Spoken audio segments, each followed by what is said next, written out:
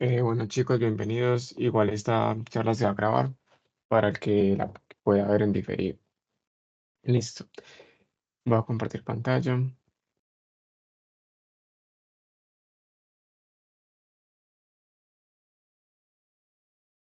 Bien, esta charla se trata sobre lo que viene siendo los diagramas de clase y de secuencia. Entonces vamos a ver el concepto de lo que es diagrama de clase, ver el concepto de lo que es diagrama de secuencia, cuál es su utilidad, para qué nos sirve cada uno dentro de lo que viene siendo el diagrama, la diagramación UML. Listo. Entonces, vamos a empezar por lo que sería un concepto de lo que es el diagrama UML. El diagrama UML es simplemente una forma de visualizar sistemas, software, utilizando lo que se conoce como lenguaje unificado de modelado o UML, esas son las siglas para identificarse. El UML básicamente hace parte de lo que viene siendo el levantamiento de requisitos. Es como una abstracción. Tomamos elementos del mundo real, cómo los vamos a representar, y esas representaciones son justamente esos diagramas, que esos diagramas son los que nos van a permitir después modelar lo que viene siendo, o sea, el código, cómo va a ser la funcionalidad del programa, porque desde el diagrama UML se definen límites, se define estructura, se define comportamiento, se define elementos que vamos a incluir o no en en el negocio o en la aplicación que queramos desarrollar. Entonces, esto es lo que básicamente nos permite hacer el diagrama UML. Y en este caso vamos a tomar dos en consideración que vienen siendo el diagrama de clases y el diagrama de secuencias, que son dos diagramas que corresponden actividades que deben pues como de realizar en la fábrica escuela, en su rol de analista. Entonces vamos a empezar con el diagrama de clase. El diagrama de clase es una representación gráfica de las clases, o sea, recordando por allá la programación orientada a objetos, ¿cierto? Cuando tenemos el concepto de clases, que es esa abstracción, ese molde que me permite crear objetos de un sistema y las relaciones entre ellas en un sistema orientado a objetos, como pues acabo de decir ya. Consiste una herramienta visual que te va a servir para visualizar la estructura del sistema y facilitar el desarrollo. En el diagrama de clase es muy útil también, por ejemplo, para definir qué elementos, qué atributos voy a considerar dentro de qué tipo de objetos, ¿sí? ¿Qué me sirve, qué no me sirve? Y la idea es que todo lo que yo defino en un diagrama de clase sea algo que yo vaya a usar. No ponerlo porque sí, porque "Ay, de pronto necesito esta variable". No, son variables que realmente me sirvan y sean importantes. ¿Cuándo crear un diagrama de clases? Bueno, realmente el diagrama de clases se elabora después de lo que se conoce como el modelo del dominio. El modelo del dominio es algo muy sencillo, es simplemente tomar un caso de la vida real y hacer un esquema muy general. Ahorita tengo más adelante un ejemplo sobre el modelo del dominio, pero el modelo del dominio sería como el lenguaje más sencillo que se puede tener. Es como si fuera un diagrama de clases en crudo, digámoslo así. Y el de modelo del dominio se parte del diagrama de clases. Aunque estrictamente, pues, uno podría de una vez crear el diagrama de clases sin necesidad de tener un modelo del dominio previamente hecho. Pero lo ideal sería tener el modelo del dominio, ¿cierto? Vamos a ver la estructura de lo que viene siendo este diagrama de clases. Entonces, el diagrama de clases lo vamos a ver de esta manera. Se van a componer por clases. Esta clase, por ejemplo, se llama persona. O sea, esta es la estructura de una clase. Veanla cómo se ven acá. ¿Sí? Esta clase en este caso se llama persona. El nombre de la clase se debe poner con notación camel case y la primera en mayúscula. O sea, por ejemplo, aquí persona con P mayúscula. Y si tuviera dos palabras, eh, hola, dime,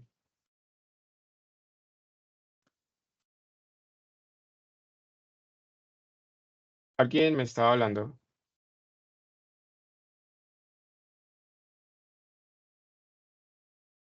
Ok, voy a Jaime, continuar entonces. Ah, perdón, dime, sí, ay, no dime. sabía que tenía el micrófono prendido. Jaime, te iba a preguntar una cosita, pero solamente levanté la mano para no interrumpirte. ¿Tú sabes quién es el monitor de arquitectura de software que nos puede asesorar como con los diagramas de paquetes? Para eso te podría ayudar Juan Guillermo. ¿Sí? Juan Guillermo. Yo también ayudo en la parte de arquitectura, pero ayudo en la parte de lo que viene siendo el backend, ¿cierto? la parte de Spring Boot. Pero el modelado, Juan Guillermo te puede ayudar con eso. ¿Tendrás el correo por ahí de él, porfa? Dame un momento, por favor, porque no me acuerdo el correo, pero te lo puedo buscar. Dame un ¿Y en momento qué nomás. horarios da la asesoría? Eso sí te tocaría buscarlo aquí en el Teams. Ah, listo. Muchísimas Espérate. gracias. Si quieres lo busco yo para no interrumpirle ahí tanto. Dale, Muchas gracias. dale. Y si alguna cosa después me escribes y te lo puedo mandar si no lo encuentras. Listo, muchísimas gracias. Vale. Bueno, ahora sí continúo. Nosotros tenemos una clase. En este caso, la clase se llama persona, ¿cierto? Como les decía, el nombre de la clase debe ir con notación camel case y la primera en mayúscula. Es decir, si tenemos, por ejemplo, una clase que se llame persona joven, digámoslo así, la palabra joven iría a la J mayúscula, ¿cierto? Por la notación camel case. ¿Qué les digo? Dentro de la clase tenemos dos componentes principales. Lo que vienen siendo los atributos que se definen en este bloquecito de acá, ¿sí? Que están compuestos por el tipo de visibilidad, que hay varios tipos y les voy a mostrar cuáles son los que hay, el nombre del atributo como tal y el tipo de dato que tiene el atributo. Como estamos trabajando en este caso con Java, ustedes van a usar tipos de datos de Java, o sea, string, int, double, boolean, date, en fin, lo que tenga Java. Y en cuanto a los métodos, que son los que ven acá abajito, vienen siendo la estructura de la siguiente manera. Tipo de visibilidad, que ya como les digo, ya les voy a mostrar, y entre paréntesis se suele expresar qué argumentos lleva o qué argumentos recibe ese método. Si no se le especifica ningún argumento internamente es porque no recibe ningún argumento el método, listo. Pero igual sí es importante poner los paréntesis así no reciba nada. Y el tipo de retorno. Cuando el método no retorna nada, el tipo de retorno sería void, ¿sí? En este caso, por ejemplo, este retorna algo llamado string y este retorna un tipo de dato boolean, el de es mayor de, y recibe un parámetro llamado edad. Entonces, así sería como la manera de escribir los métodos en un diagrama de clases. Importante, no sé si se acuerdan que cuando uno tiene una clase, uno suele también tener los métodos getters y los métodos setters para un atributo. En este caso, en un diagrama de clase, no se suelen incluir esos métodos porque se obvian, ¿cierto? Solamente se incluyen métodos que sean relevantes, o sea, que no sean triviales, digámoslo así, porque esos métodos se supone que toda clase debe tenerlos, sí o sí, para garantizar lo que viene siendo pues el encapsulamiento de los datos. Entonces, estaba hablando de la visibilidad, ¿cierto? La visibilidad puede ser o más o menos o un asterisco o una virgulilla. Cuando es más es porque es público. En este caso, esos métodos son públicos. Cuando decimos que algo es público, es que yo lo puedo acceder desde otra clase, desde otro lugar. Cuando es privado, en este caso, por ejemplo, con este menos, este atributo solamente puede ser accedido desde la clase como tal, o desde, más específicamente, desde un objeto que yo instancio de la clase. ¿Sí? Y no lo puedo llamar desde otra clase, la clase, yo que sé, perro, no lo puedo llamar porque ese atributo nombre es propio de la clase persona. Eso es lo que me permite asegurar de que no haya posibilidad de modificarse por alguien que no sea el responsable de hacerlo, ¿sí? Y cuando tenemos un asterisco se suele representar para, más que todo para herencia. Por ejemplo, nosotros tenemos esta clase de persona que tiene los campos nombre, edad y dirección, ¿sí? Si nosotros vamos a tener una clase hija, llámela, no sé, estudiante, ¿sí?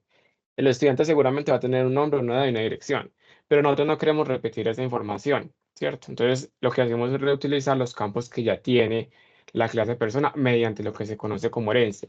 Y además, podemos garantizar de que tanto la clase padre, que en este caso sería persona, como la clase hija, que en este caso del ejemplo sería el estudiante, puedan acceder a estos campos o a estos atributos asignándoles el tipo de dato como protected o protegido, ¿sí? Eso es lo que se utiliza el protegido, simplemente para el caso de la herencia, más que todo. Y si no se especifica el tipo de dato, si ustedes en un diagrama de clase no especifican el tipo de dato, se suele considerar que va a ser, perdón, el tipo de visibilidad, se suele considerar que ese tipo de visibilidad sería de paquete por defecto. Cuando hablo de paquete es, por ejemplo, tú tienes varias clases dentro de una carpeta, ¿sí? Y eso significa que esas clases que están dentro de esa carpeta pueden entre ellas acceder a sus atributos que tienen definidos allí. Pero eso es como lo menos usual. Lo más normal es que uno los defina como privados o como protegidos, básicamente.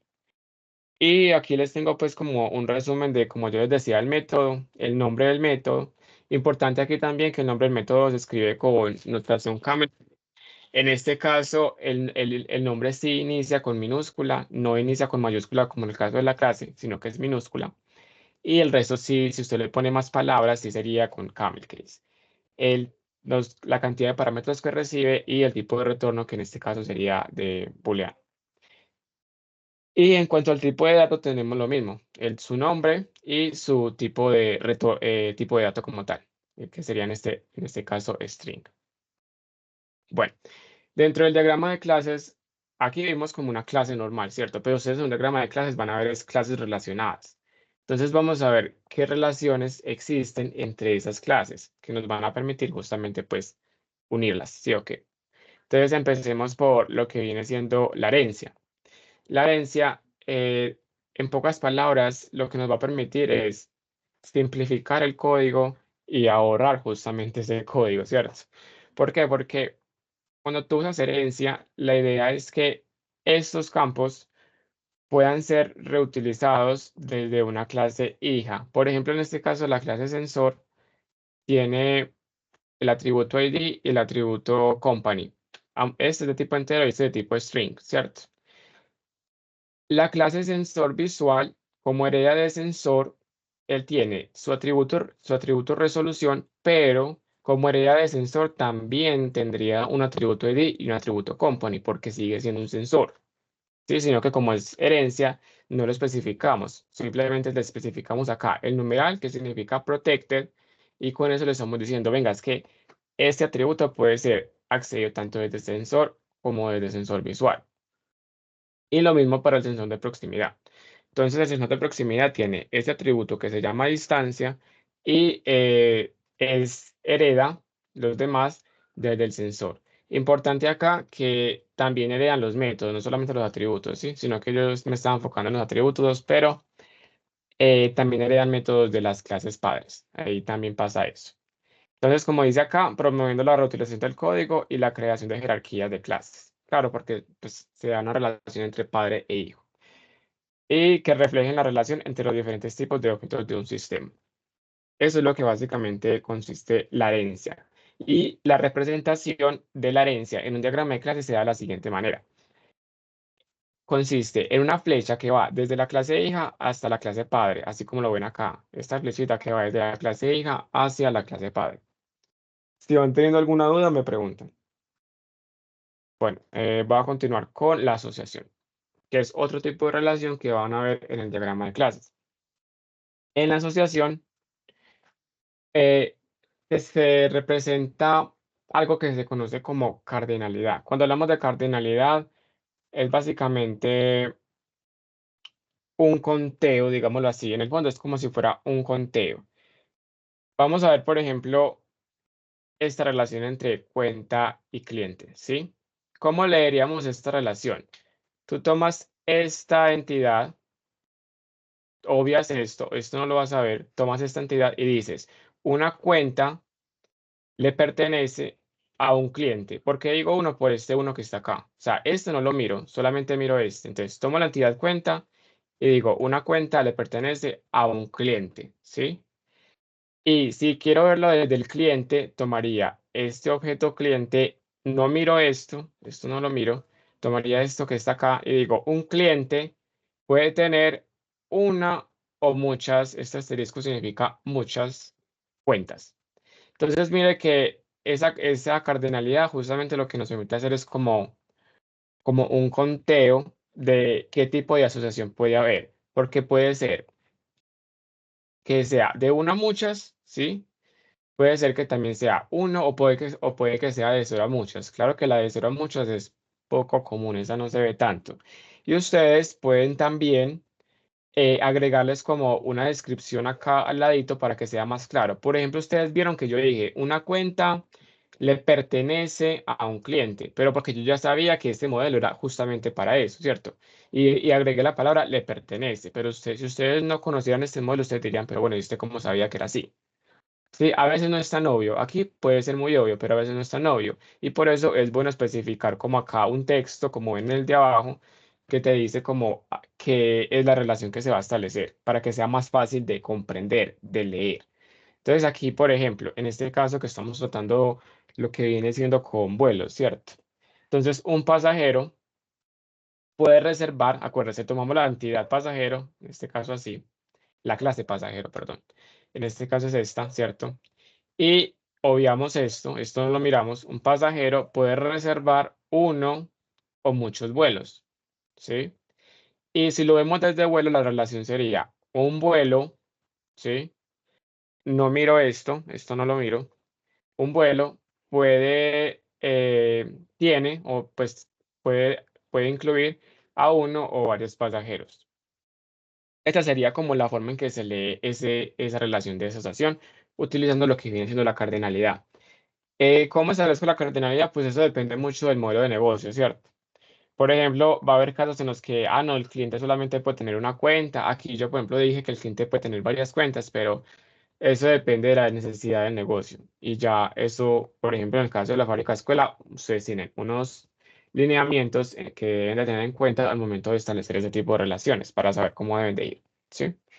Esta es la asociación y esta sería como la relación más simple que hay en lo que viene siendo el diagrama de clases. Ya después tenemos otros dos tipos de relaciones que son básicamente, digamos, como subhijas o hijas de la asociación, o sea, vienen de la asociación, porque en el fondo siguen siendo asociación, sino que me representan algo un poquito más complejo, una aglomeración. Entonces, la primera de ellas es lo que se conoce como agregación. Y ojo acá porque hay una diferencia muy, muy chiquitica entre asociación y la que vamos a ver enseguida. La asociación indica una asociación, la agregación, perdón, indica una asociación entre dos clases, donde una clase contiene o agrega, ¿sí? Agrega instancias de otra clase. Aquí existe dos palabras muy importantes, o dos tipos muy importantes, lo que se conoce como la clase parte y la clase todo. La clase todo es la que agrega, ¿sí? O sea, cuando hablo de agregar es como hágase de cuenta como si tuviera una lista ahí adentro de la otra clase. Cuando agrega. Y la clase parte es como cada uno de esos objetos. En la agregación, la clase parte es completamente independiente del todo. ¿Eso qué significa? Que si desaparece el todo, la parte no tiene por qué verse afectada. Vamos a ver, por ejemplo, en este caso, que tenemos lo que viene siendo una película y un actor. La clase película, la clase actor. En este caso, un actor puede estar en una o varias películas, ¿sí? Y una película puede tener uno o varios actores. Entonces estamos diciendo aquí que la película agrega actores. ¿Y cómo sé que lo estoy diciendo? Porque aquí tengo un rombito, si ustedes ven acá, que no tiene como relleno. Eso significa que esa clase está agregando actores. ¿Por qué? Porque un actor puede estar en varias películas. Entonces, en cada película yo puedo tener como una lista de los actores que hacen parte de esa película. Eso es básicamente lo que estoy queriendo decir ahí. ¿Sí? Pero, y aquí está como el importante acá, ¿qué pasa si yo, por ejemplo, no tengo la película? Pues en ese caso, el actor no tendría por qué verse afectado porque el actor podría estar en otra película distinta, ¿sí? Eso es lo que me está diciendo la agregación, de que si desaparece la película, el actor no necesariamente tiene que desaparecer, puede sobrevivir independientemente de la película que se haya eliminado. Esa es la diferencia acá cuando hablamos de que la parte es completamente independiente del todo. Y eso téngalo muy en cuenta porque en la que sigue, ¿sí? Que es la composición, aquí estamos haciendo una representación muy, muy similar. Tenemos una parte de todo y tenemos una parte de todo, no, una clase de todo y una clase parte, ¿sí? Para que no me suene redundante acá, una parte parte. Una clase de todo y una clase parte, listo. En la clase todo estamos hablando de aquella que aglomera, ¿sí? O en este caso compone, porque es un tipo de relación mucho más fuerte, mucho más estricta. ¿Cómo nos damos cuenta que se está componiendo? Porque está aquí relleno este rombito como negro. Como ustedes pueden ver acá, está como un relleno negro. En el fondo es muy similar. ¿Cuál es la diferencia acá? Y la palabra clave de la diferencia con la agregación es que la parte sí es dependiente del todo. Como dice acá, las instancias de la clase parte son creadas y destruidas junto con la instancia de la clase todo. ¿Qué quiere decir esto? Hombre, que si yo desaparezco esta instancia de la clase todo, en este caso una instancia del cuerpo humano, también desaparecería la instancia del órgano. Esto es un ejemplo muy útil porque pues, se asemeja mucho a la vida real. Aquí no vamos a considerar que cuando usted se muere va a donar órganos porque no funcionaría, ¿cierto? Consideremos el caso de que usted se muere y lo entierran tal cual. Entonces ese órgano que a usted le pertenece, ese órgano se va con usted. Bailas, ya murió. Entonces aquí estamos diciendo eso, de que una vez ese cuerpo humano perezca, también se le va a ir ese órgano. ¿Por qué? Porque son dependientes. Entonces si se va si se va el cuerpo humano, se va también el órgano. Si se va todo, se va la parte. Y aquí, si se va el todo, no se va la parte. Pues la parte no tiene por qué verse afectada. Esa es la diferencia entre agregación y composición. Realmente, la composición es un caso muy poco usado en la vida real, ¿sí? Porque casi siempre la parte suele tener como una forma de independencia, digámoslo así. Pueden haber casos en que sea necesario hacer composición, por eso se los digo, ¿sí? Pero es más común que ustedes encuentren lo que viene siendo la agregación. Es más común que encuentren relaciones de tipo agregación que relaciones de tipo composición. Vale, eso es lo que tenía para darles, para decirles en cuanto a diagrama de clases. Más adelante tengo un ejemplo de un diagrama de clases sobre un sistema de matrículas que se los voy a mostrar y sobre el cual vamos a aplicar también el diagrama de secuencia, ¿sí? Porque el diagrama de clases es muy importante para poder establecer, definir lo que viene siendo el diagrama de secuencias. Y ya van a ver por qué. Entonces, digamos que la forma en la que hablé primero del diagrama de clases, para poder venir a hablarles del diagrama de secuencias no fue arbitraria, tiene como un sentido lógico, ¿vale?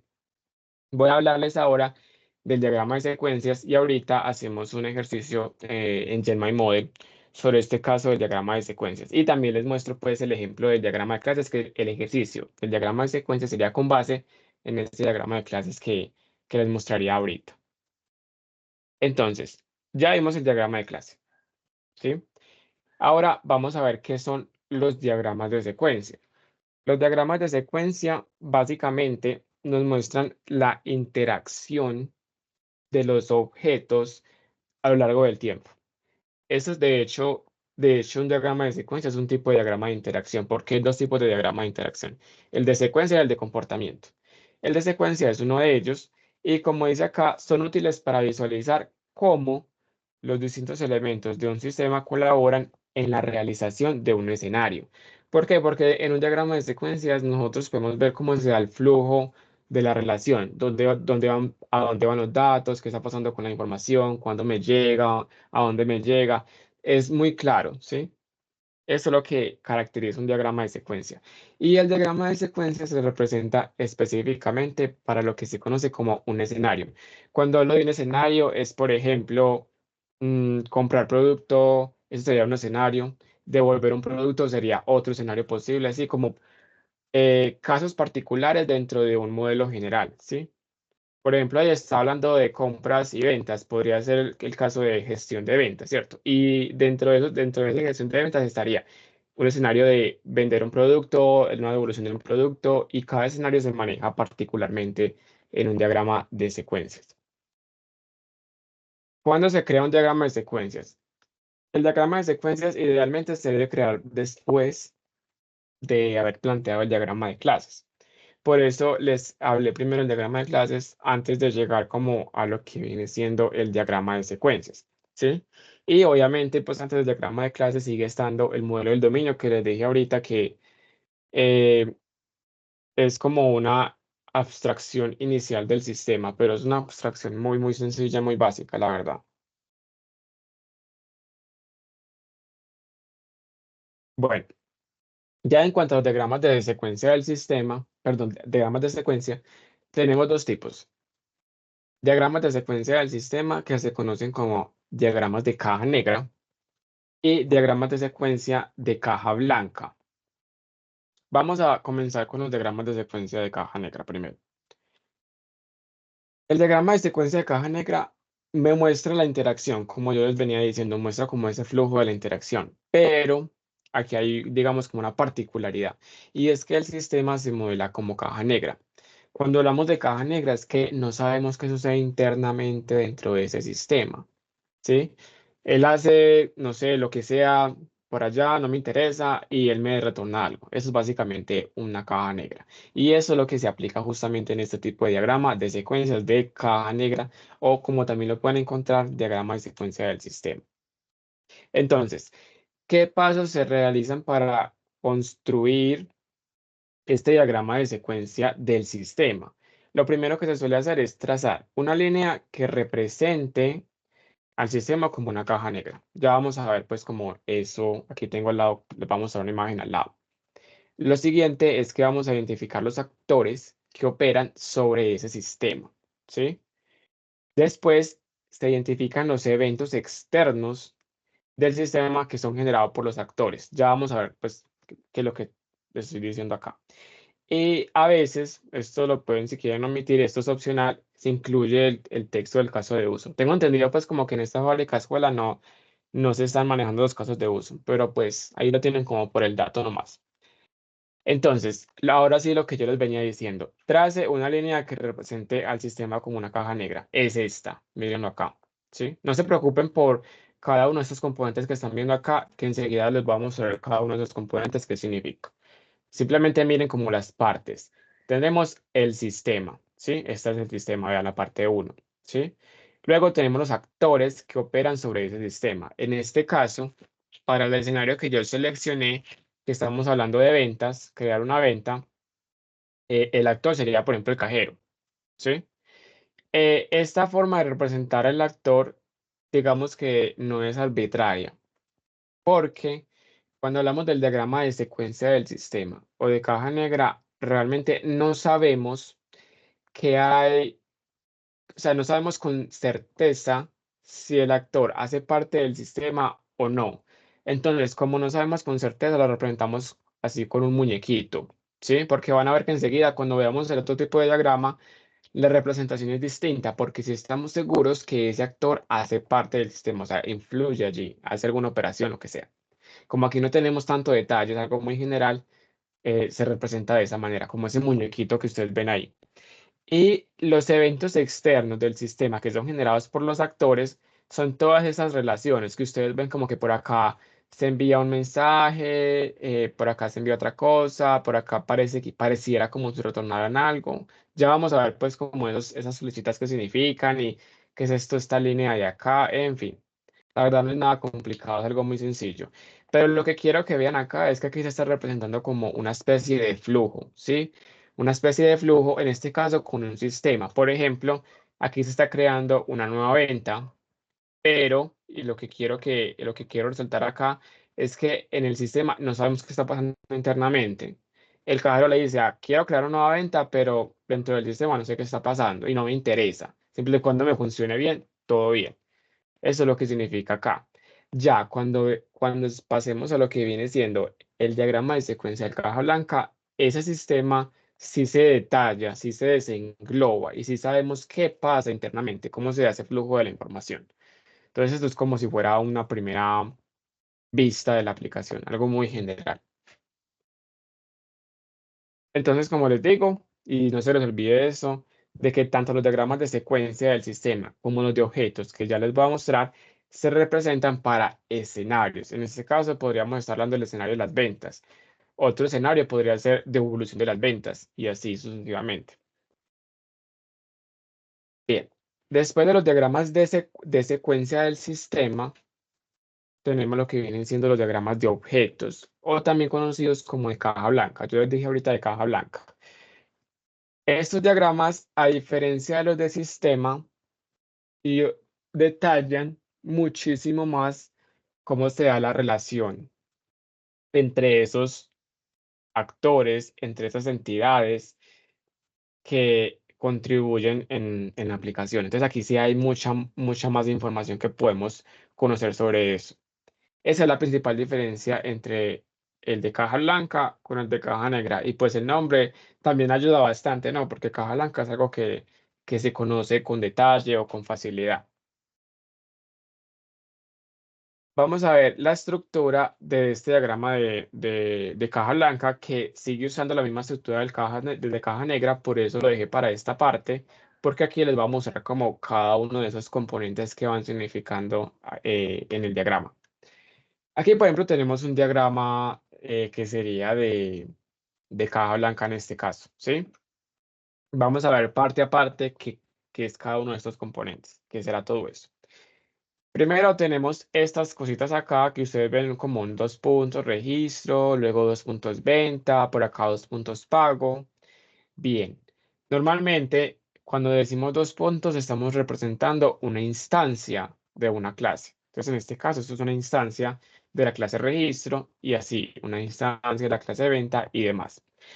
Cuando no ponemos los 2 puntos se asume que esto es una clase. Y cuando hablo de clase, hablo de que puede ser una clase abstracta, no sé, puede ser incluso una interfaz también, ¿sí? Bueno, yo creo que esas dos como las principales, ¿cierto? Entonces, cuando hablo de clase, puede ser una clase normal, una clase abstracta, una interfaz. También hay una forma de representar listas en este diagrama, pero pues digamos que no es como tan común que se vea. Es más común hacer como esta o esta forma que ustedes ven acá, cualquiera de estas dos. Bueno. Luego tenemos lo que viene siendo la línea de vida. Esta línea de vida me indica cuánto, desde dónde empieza el objeto, o en este caso la instancia, hasta dónde termina la vida de ese objeto. ¿Sí? Eso es lo que me indica la línea de vida, como qué tanto vive, pues digámoslo así, o qué tanto se encuentra ese objeto durante el desarrollo de la aplicación, mientras está la aplicación funcionando. Por acá tenemos lo que viene siendo el mensaje.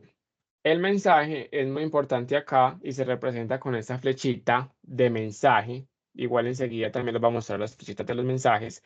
En este caso, esta flechita sería un mensaje de envío, porque miren que está así con rellenito, no está punteada como está ahí abajo, sino que está así normalita. Esta flechita significa como un mensaje que estoy enviando o que estoy pidiendo, solicitando. En este caso, lo que yo estoy diciendo es que quiero realizar un pago y le estoy pasando un monto.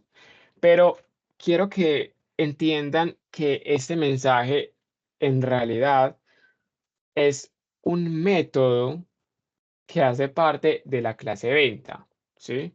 Y eso así es como se comunican en el diagrama de secuencias. En este caso, el registro necesita realizar el pago, pero es que este método es responsabilidad de la clase de venta, o sea, hace parte de la clase de venta. Y la clase de venta es responsable de darle cuerpo, de darle lógica a ese método. Entonces, la manera de comunicarse acá principalmente es a través de los métodos, ¿sí? Entonces, este método siempre es de la clase hacia donde llega. En este caso, la clase de venta a la que estamos llegando. Y esa clase hacia donde llega se le llama clase responsable, hay otro nombre que se le asigna a esta clase que en este momento pues como que se me va el nombre, pero lo que quiere decir básicamente es que es la que le da esa lógica a ese método, en pocas palabras, ¿sí? Eh, sigamos. Lo que yo les decía, la parte de los mensajes tenemos este mensaje que es un mensaje de envío, que en este caso estoy enviando este método, realizar pago. A la clase de venta y el mensaje de recepción que es este punteado. Entonces aquí estoy diciendo a la clase de venta que realice el pago porque la clase de venta es la responsable de hacer eso. Luego la clase de venta le dice a pago que quiere autorizar el pago, ¿sí? Y luego por acá ella me devuelve un mensaje de confirmación, ¿sí? Entonces, el flujo es básicamente como ustedes ven acá. Este es el flujo que se da en el diagrama de secuencia. Es como un flujo lineal o secuencial, como dice la palabra pues, del diagrama, básicamente. También tenemos no solamente este tipo de mensajes así, sino estos que ustedes ven como con una flecha como medio mochadita. Eso significa asincronismo. A veces, digamos que la sintaxis, el estilo de esa flecha puede cambiar según el diagramador. Pero esos mensajes son mensajes asincrónicos. ¿Cuándo podemos utilizar mensajes asincrónicos? Por ejemplo, en la comunicación con una base de datos. Son mensajes que debemos de esperar respuesta y que no necesariamente tiene que ser una respuesta inmediata, básicamente. Pero digamos que los más comunes son estos dos. Casi no van a ver como estos dos, como para que sepan pues que existen nomás. Luego tenemos lo que es el bloque de activación. Este bloque de activación me indica en el momento en el que inicia la operación, en este caso la operación inició con este proceso de realizar pago y en el momento en el que termina la operación. ¿Sí? Eso quiere decir que yo por acá podría tener más bloques de activación para iniciar otras operaciones. ¿Sí? En este caso solamente tengo un bloque de activación que me indica la operación pues como que se va a realizar. Mire que estos procesos o estos mensajes siempre van como apuntando hacia el bloque de activación. Ustedes no lo van a apuntar hacia la línea de vida, sino hacia el bloque de activación como tal. Otra cosa que pueden hacer es que en algunos casos em, no es necesario tener una clase o una instancia creada desde el momento en el que se inicia la aplicación, sino que se crea o se instancia posteriormente en algún punto del desarrollo de la aplicación. Por ejemplo, en este caso, ustedes ven que pago está como más abajito, ¿sí? Que la parte de registro y la parte de venta. Eso quiere decir que esta instancia pago se crea después, en el momento en el que se requiere.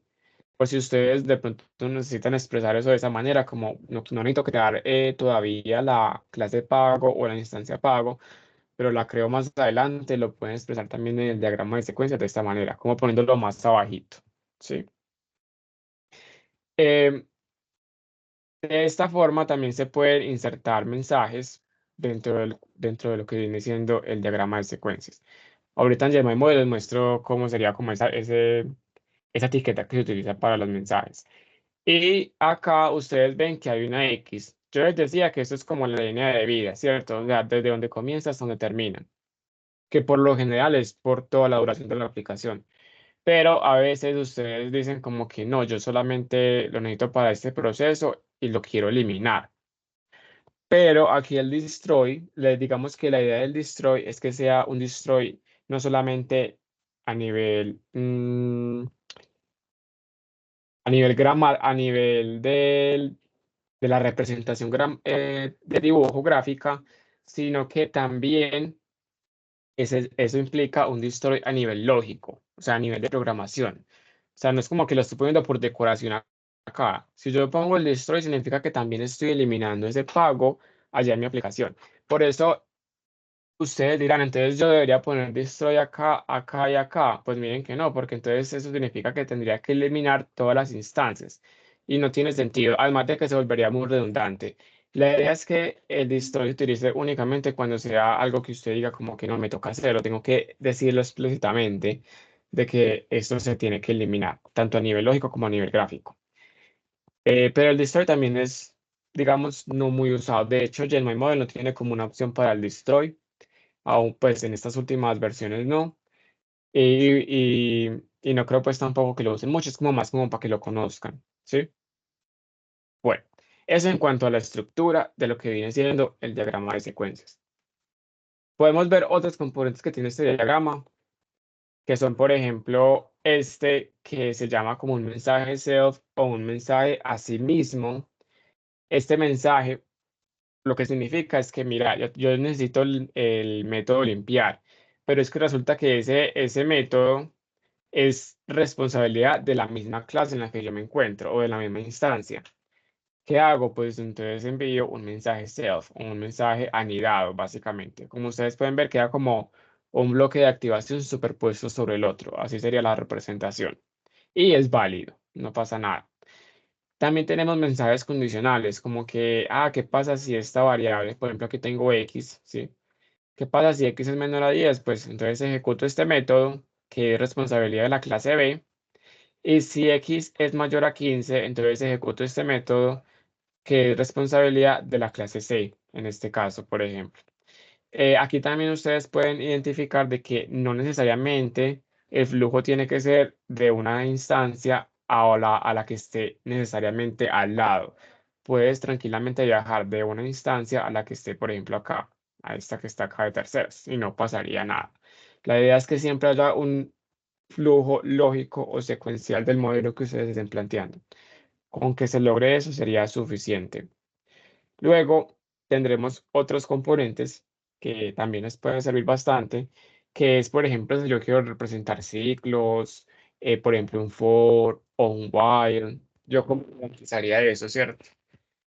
Por un lado tendríamos un ciclo simple. Cuando digo pues simple es como que solamente quiero iterar una sentencia, o en este caso solamente este método, que sería el siguiente entero, por ejemplo. ¿Cómo se representa ese ciclo? Lo que se hace es, entre corchetes se pone una variable, normalmente se le llama i a esa variable, que va a ir desde 1 hasta n. Ese n lo expresamos cuando no tenemos un tamaño específico para la cantidad de veces que se va a iterar. Si se tiene una cantidad de veces de iteración, se puede especificar tranquilamente el valor de n, no pasaría nada. Pero para solamente un mensaje que se puede iterar varias veces, se especificaría entre estos corchetes, que i puede ir desde 1 hasta n. Y la asignación, si ustedes alcanzan a ver acá, se da dos puntos igual. Así es como se da la asignación. O sea, la i va desde 1 hasta n. Y la asignación se le especifica con el dos puntos igual. Aquí, por ejemplo, también tiene una asignación el método. O sea, este siguiente entero, este método que se llama siguiente entero, yo le puse una asignación que es número. Entonces le puse num, que es igual a este método siguiente entero. Eso ya es opcional, las asignaciones, no son obligatorias. Si, por ejemplo, yo lo que quiero es iterar un bloque entero de código, en este caso, pues, del diagrama de secuencias, lo que puedo hacer es meterlo dentro de esto que ustedes están viendo acá como moradito, ¿sí? Y aquí se especifica el nombre del tipo de contenedor, porque hay varios tipos. Por ejemplo, este sería un loop, que sería como un ciclo, ¿sí? Y la i sigue cumpliendo el mismo papel. Sería i, dos puntos igual para asignación, 1 hasta n, o hasta la cantidad de veces que ustedes quieran iterar ese objeto, ¿vale?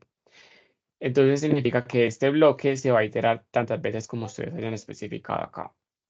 Si, por ejemplo, aquí, digamos, estoy representando como si fuera un for, pero si, por ejemplo, yo estuviese representando o quisiera representar no un for, sino como una especie de while, pues también se podría, como pueden ver acá.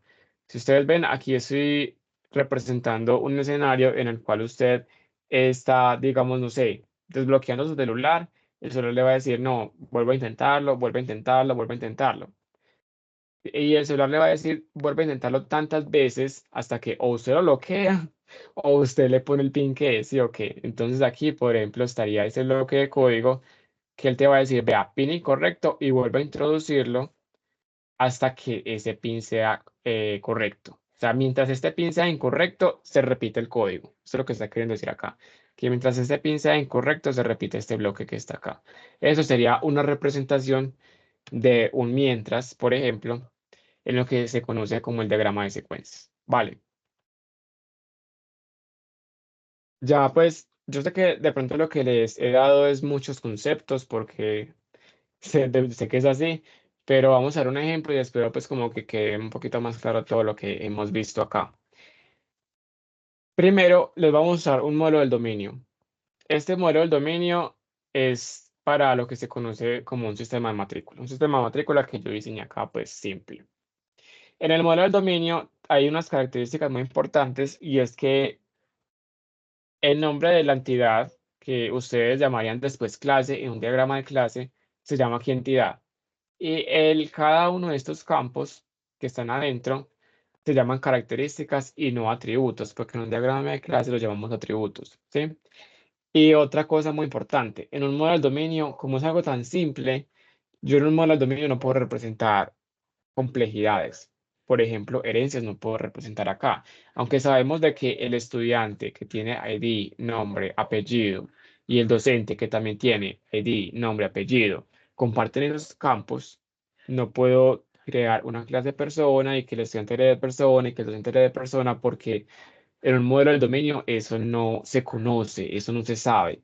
Incluso el modelo del dominio sería algo tan simple que sería capaz de entender el propio dueño del producto para el que lo estamos desarrollando. Y las relaciones serían pues igual que en un diagrama de clases.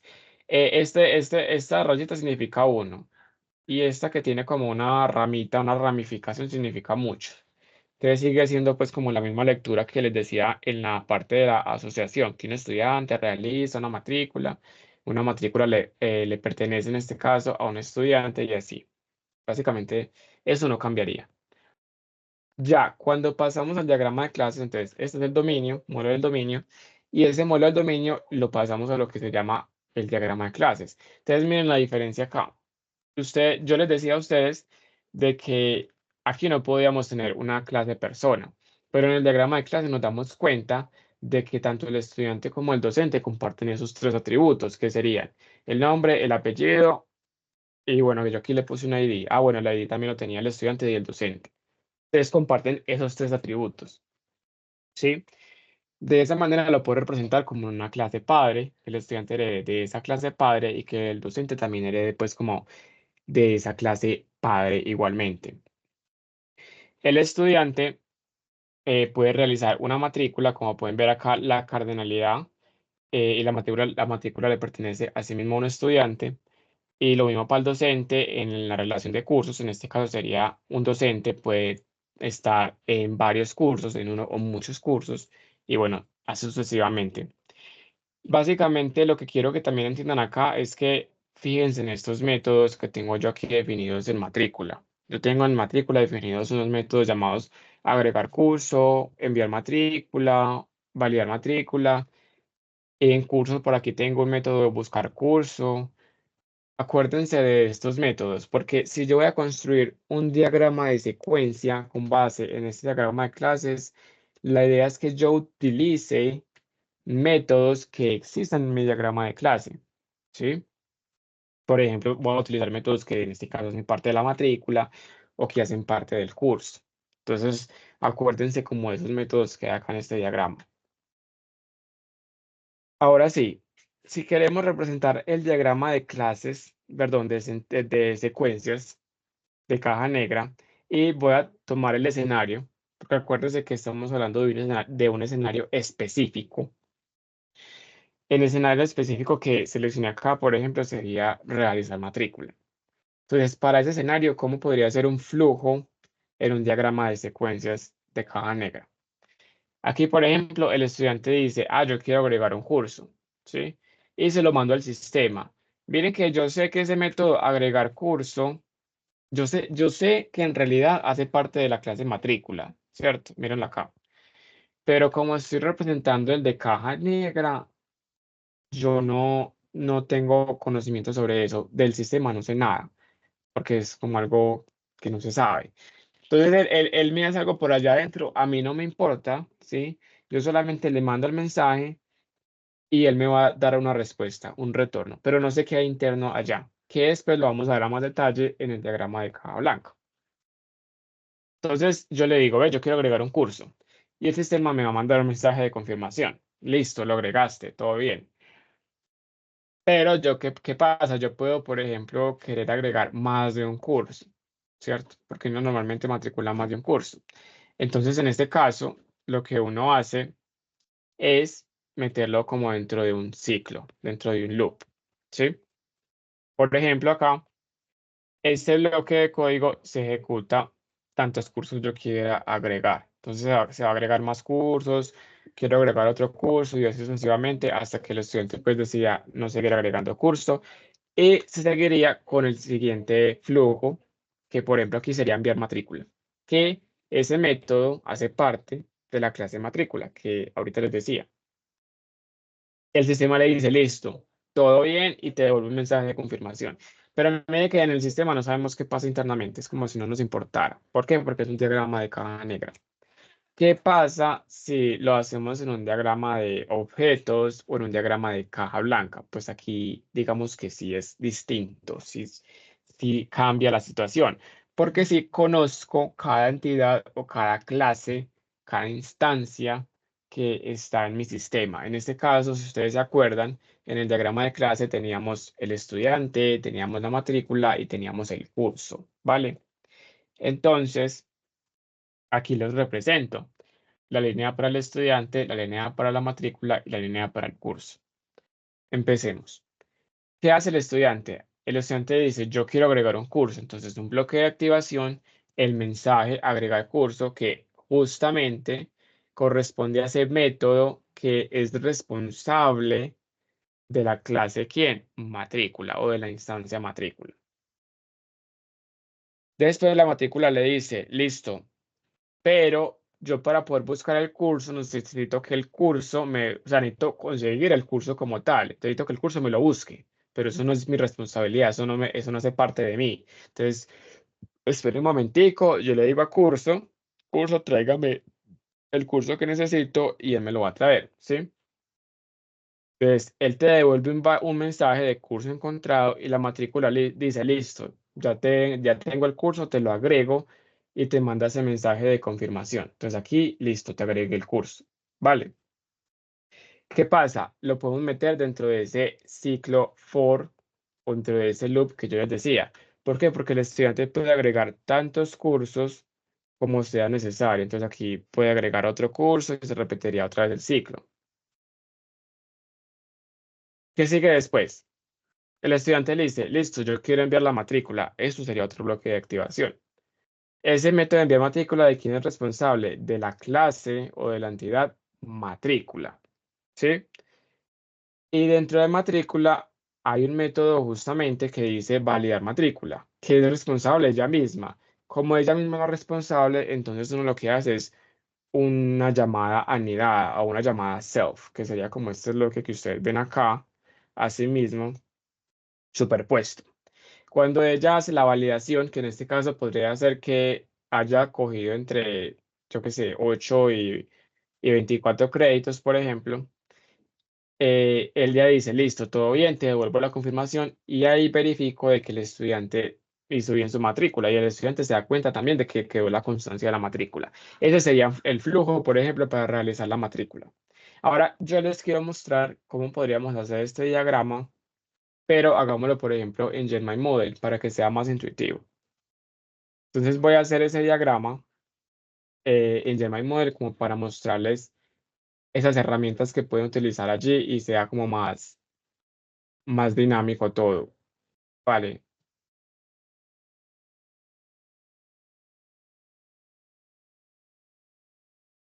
Entonces aquí yo tengo el diagrama de clases ya hecho, ¿sí?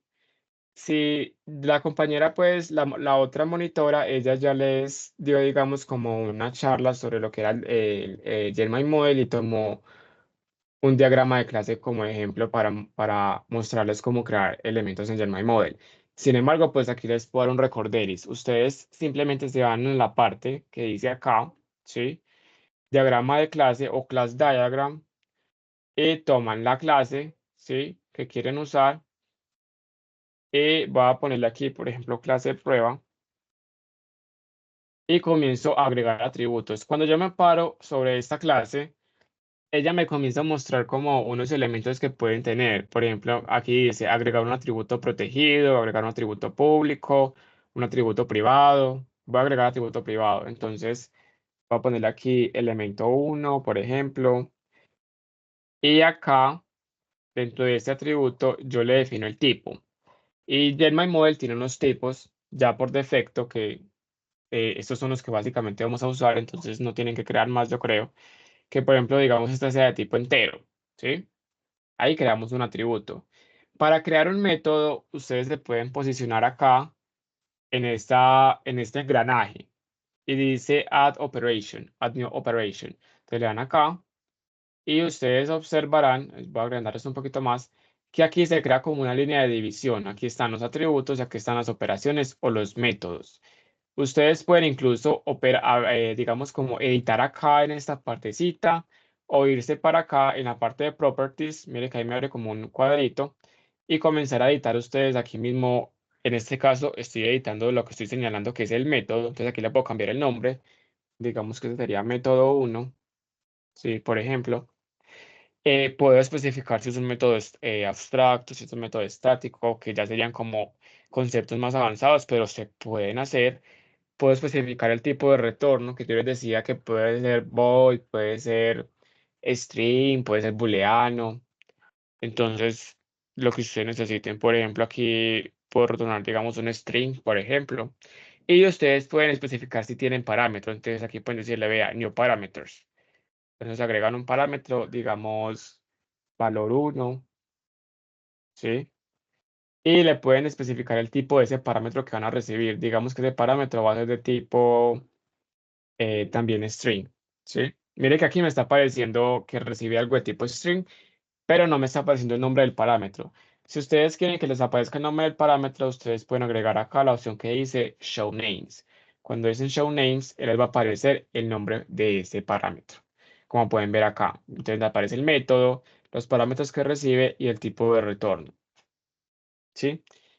Si, por ejemplo, ustedes quieren establecer una relación con otra clase, acá les aparece esta rayita que dice Create a New Association, que yo les decía como que, si se acuerdan ahorita, que todo en general es una asociación, todo, sino que hay asociaciones más complejas como son las agregaciones o son las composiciones. Eso es lo que les decía ahorita. Entonces ustedes pueden darle clic ahí y establecer la relación con la clase que ustedes quieren. Por ejemplo, con esta clase docente.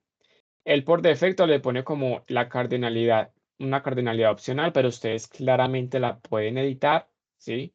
Aquí pueden establecer la multiplicidad de esa cardinalidad, que sea, por ejemplo, de uno a muchos, ¿sí? Y miren que ahí, aquí se editó, por ejemplo. Digamos que no le quiere poner ese texto, borrar ese texto. Y aquí también puedo editar la otra cardinalidad, que es la de docente, que estaría acá. Por ejemplo, aquí también de uno a muchos. Acuérdense pues de que yo le doy clic y me voy para Properties para ver esas propiedades de edición en este caso, de esta relación, de esta asociación. Si no está, pues se fijan que aquí esté como esta cosita acá en esta esquina, le dan clic y les debe abrir como este cuadro de opciones de edición. Por acá ustedes también pueden especificar y hay una relación de tipo agregación o composición. Si ustedes ven, miren que yo la puedo especificar desde docente, aquí dice docente, o la puedo especificar desde prueba, porque yo la llamé prueba a la otra clase. Entonces, ¿dónde la puedo especificar? Abajito de visibility dice algo que se llama aggregation. Y ustedes pueden decir, vea, yo quiero que sea compartida. Cuando digo compartida, miren que aquí se muestra ese rombito que yo les decía. O sea, que esa compartida en realidad es la agregación normal, la que yo les explicaba ahorita. Y la compuesta sería entonces la que dice composite. Esa sería la que está rellenadita acá. ¿Qué más les puedo decir aquí como un recorderis rápido de lo que viene siendo el diagrama de clases? Em, yo creo que eso es como lo más importante. Con eso ustedes pueden ya crear sus diagramas de clases y sus relaciones, las relaciones entre ellas. ¿Vale?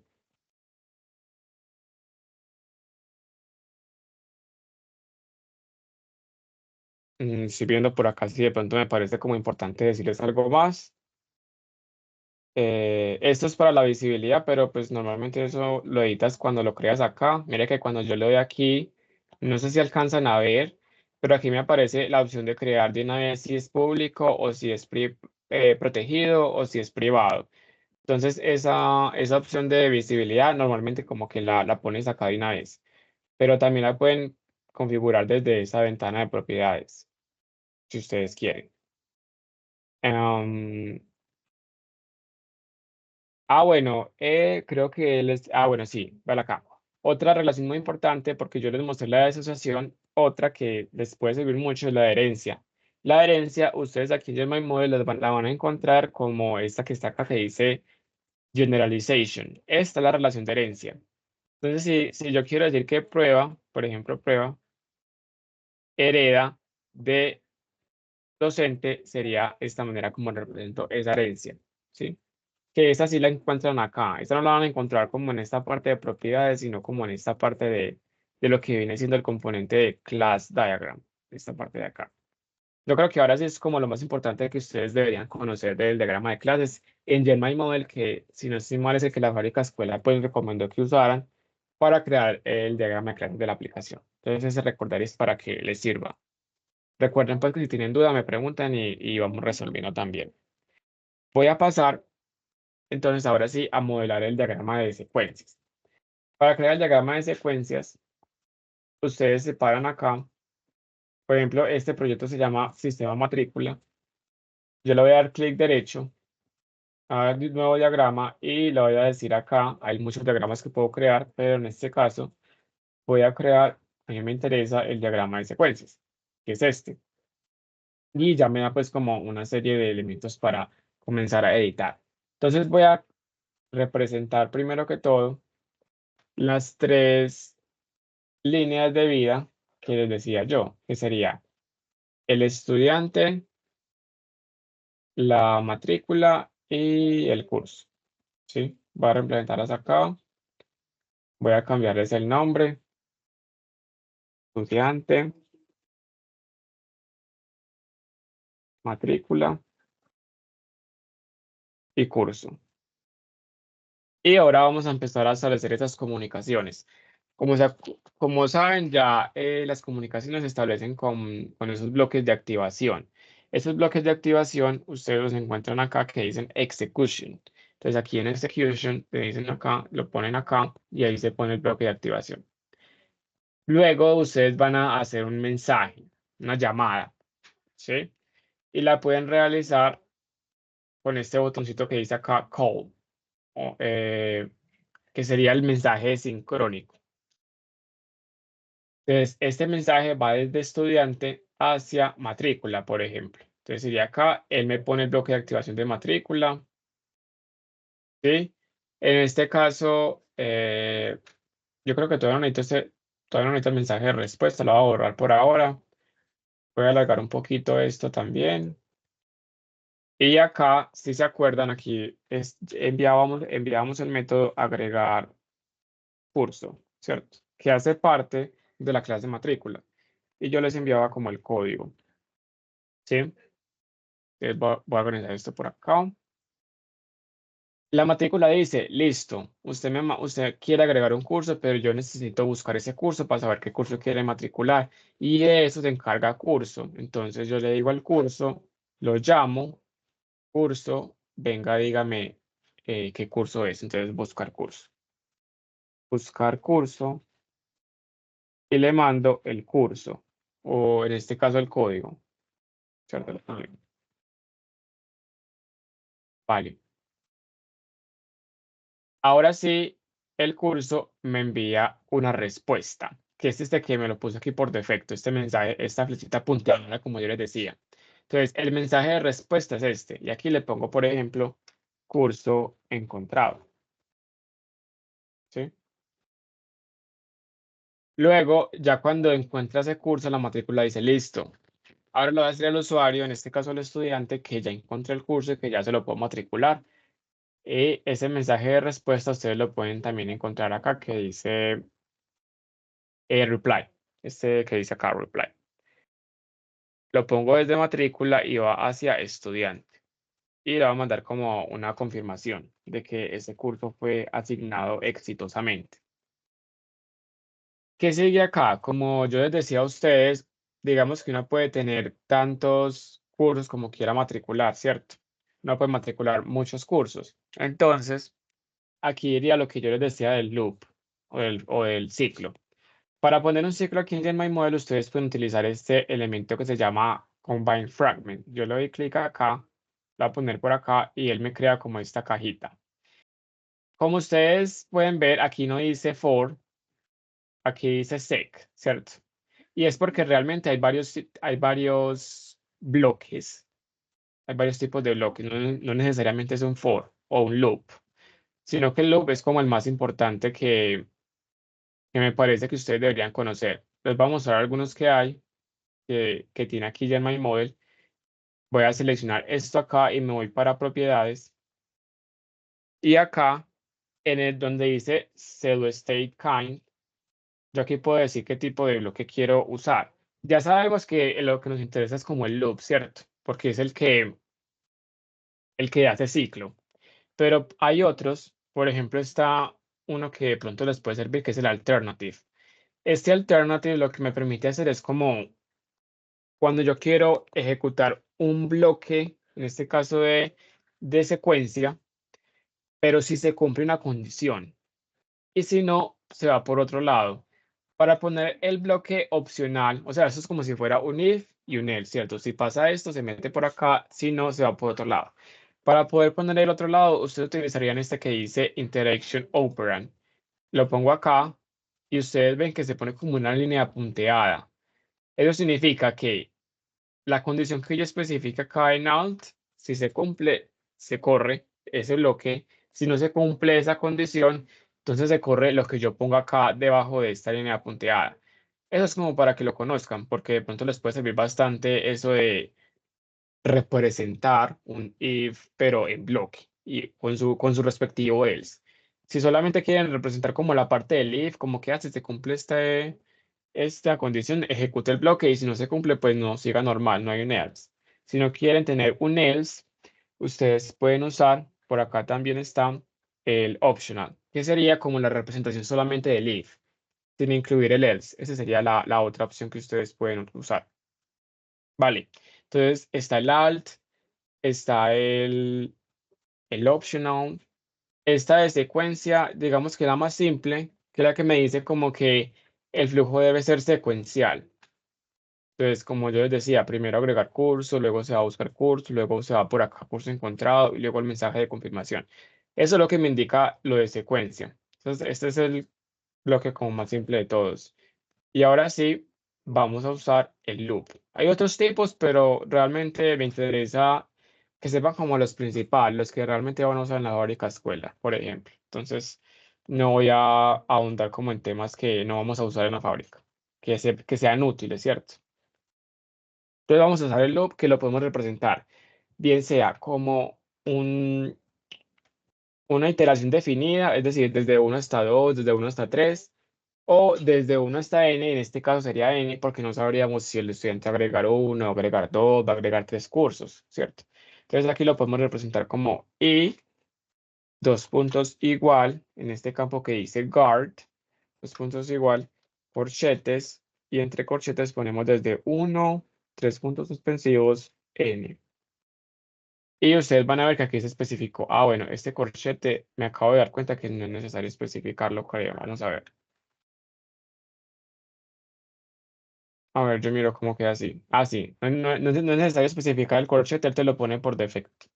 Entonces, no pongan el corchete, solamente ponen desde i, dos puntos igual, uno puntos suspensivos n. En este caso, que nuestro ciclo se va a ejecutar esa cantidad de veces. Es decir, tantos cursos el estudiante quiera matricular. Listo, eso por ese lado, por la parte de los cursos. Y este sería un loop, como dice acá, que es el que se itera. Luego tendríamos otro bloque de activación que nosotros habíamos definido por acá, este de acá, que ese bloque de activación era para enviar la matrícula. Entonces el estudiante dice, listo, ya agregué mis cursos, ya tengo todo listo, ahora quiero enviar la matrícula. Entonces le digo acá, enviar matrícula.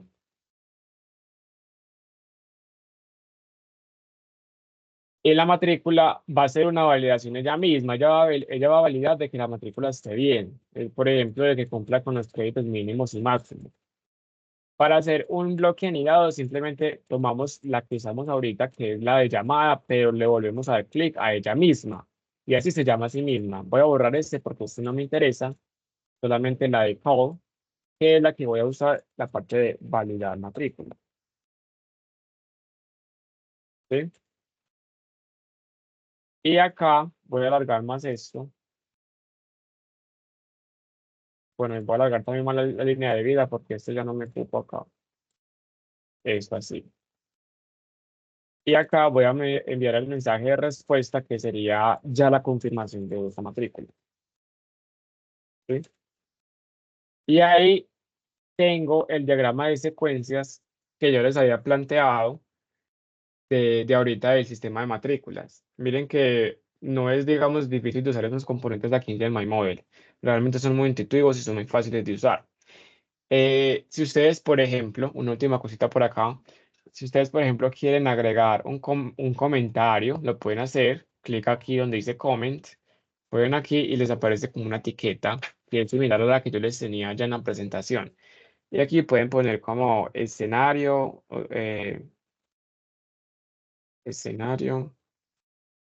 realizar matrícula. Porque acuérdense siempre que estos diagramas se realizan para escenarios específicos. Por ejemplo, realizar una matrícula en este caso. Yo puedo tener otro escenario que sea cancelar matrícula, por ejemplo, ¿cierto? Y ahí quedaría nuestro diagrama de secuencias del sistema. Entonces, eso era lo que yo les quería traer a ustedes aquí, muchachos. No sé si tienen alguna duda, pregunta.